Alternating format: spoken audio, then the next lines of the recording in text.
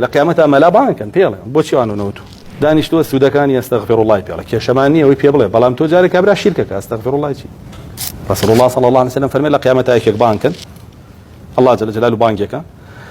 فرمي ما منعك ان تقول في كذا وكذا كيشو فرمدك فرمي لا يذلن احدكم نفسه هيك كزلي وخوي ذليلنك قيل كيف يذل احدنا نفسه يا رسول الله يعني رسول الله شلون يكلم اخوي ذليلك فرمي يرى امرا لله عليه ما قال فلا يقول به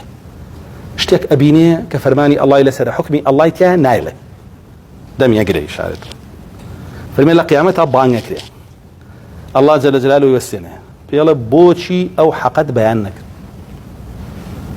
ما منعك ان تقول في كذا وكذا بوشي او حقد بيانك لو حكمي من نجان بو خلقه كفر يعني كبو بينو تنكافر بو شرك يعني كبو او شركان منافق بن بنا تود ونفاقه 350 دان نشاني منافق لقران هات و 350 اتي لسره بو باسنا كده يما لا تو اياتك دزنيش جاءت لسر دزنيش دو صدر سو تاره لسر يسر بوشي يعني صدو تاره لسر منافق بوشي هزاران آد لسر شركه همو او آياتاني باسي نيونجو روجو زكاة وحج او بابتانا كزان شنات القرآن 6 صدعات عندك قال 2 صدعات الشافعي رحمة الله عليه بيفرمي آيات يحكام 2 صدعات قرآن 6006 آيات يعني تو بو قرتو تبم 2 صدعات وازي هنا ولا بيتري كزور بي زوري لسر توحيد وشركه مو باسي ناقي بو خلق والله هر آيات يقري القرآن بواني آيات أحكام شنو إمام ابن القيم أفرمي أوانش باسي توحيد وشركه فرمي هر آيات يقري يا بيضل أما توحيدا أو شركه يا بيضل أمانة أهل توحيد أمانة أهل الشرك يا بيضل أما سرنجامي أهل توحيد وسرنجامي أهل الشركه يا بيضل أما كرداري أهل توحيد وش كرداري أهل الشركه هم آيات توحيد وشركتها بو بيان ناكله بو أشارته ولا خلق بو ناوتري بخلق بو چی ناگلی لقیامتها ملا بانکن پیلا بو چی آنو نوتو دانشتو السودكان يستغفر الله بيلا كي شمانيه وي بيبل بلام تو جاري كبر شركك استغفر الله شي اسفادكاني سبحان الله كامرا كفرك يعني اسفادي سبحان الله يجي دعاء شلون جيرا به ناله غورترين سبب دعاء جيرا نبون كفر وشرك ونفاق وبدعه او بيناله او چوار هو كاره غورترين سبب بو جيرا نبوني دعاء بيناله كبرا مشرك على دعاء كم جواب نادر الله جل جلاله ما دعاء الكافرين الا في ضلال دعاء جواب نادر شركتها كفرتها استغفر الله 6000 كر شو منكر جلم بو نهين بيوتو 6000 كر شو بو كريج نيني رزق زياكا كسابته بيدري ونازامش ايه كبرا شرك وكفرتها استغفر الله شرك وكفر جيناكا بس اشتاني كتريكا شرك وكفر قال بيشترى يعني زور خطرته بي من بركة هبه كاميرا لبرانبره بي لايف يبكيتوا او قسانه بكي كجوانه يكال لا يخلق خود جوانك او قسانه بكي كلايك بو هنا كومنتي جوانه بو هنا او قسانه بكي كفيوت زياده كبوي باري تيك توك كو زياده او قسانه بكي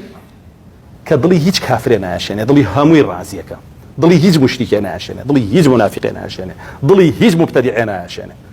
هموي لا خود رازيك او قسانه بكي كوكب ضليك تشان ها او قسانه بكي كواله خلق اكا باري زكاه وسفيتره دوبانه او قسانه كي الله جل جلاله فرماني بيكردو الى سر توحيد وشرك بكي ولا قيامتها بانكري بو ما نوتو اور دين فروش بو نوتو دينك فروش بلايك بكومنت بباري تيك توك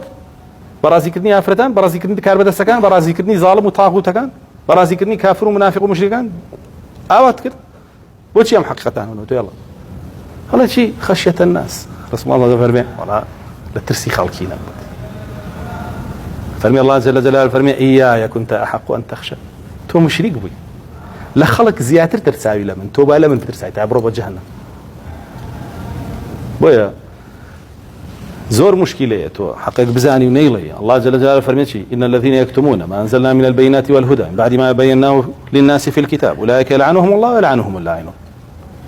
اواني او حقيقتان دين كيما ناردوما نو يشارنو لا قران رون ما انكردوتو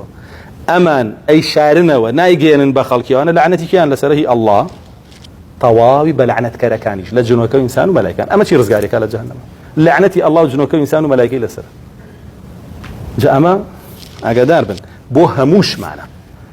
لا يمنعن أحدكم مهابة الناس أن يقول بحق سمعه أو علمه أو رآه فإنه لا يقطع الرزق ولا ينقص من الآجال شيئا. رسول الله صلى الله عليه وسلم فرمي هيج كس لا إيوه نالا بس ملاكان بلام هي لسر ملاكان قرسترا لسر بانك خوازكان قرسترا بلام هر كسو ببي أو علمي هيتي أو موقعيتي هاتي لقردني هاتي هيج كس لا إيوه حقه بينيوه بيستويتي زانيويتي ترز لخلقي وايلينا كانيجي يعني وتارقنا بيني حقا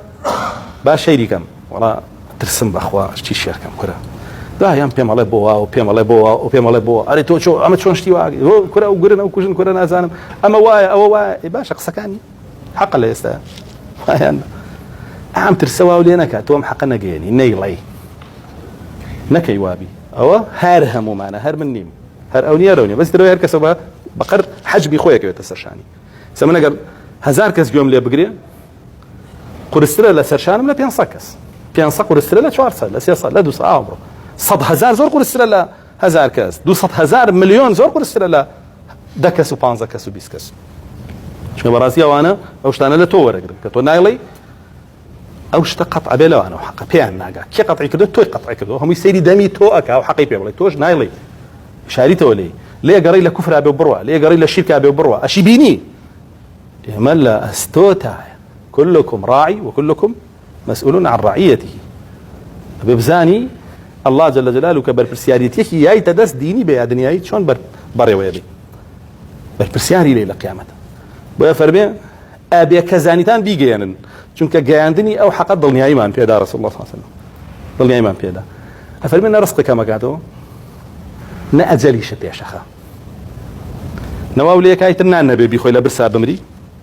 نأجلي شتي شخا بدكوجن محمد يقول عبد الوهاب رضا رحمه الله عليه هشتاو انا صالجيا جاء لك سرتام دعوهم قلت دزر شي كزو بيانو تم 8 كرتبه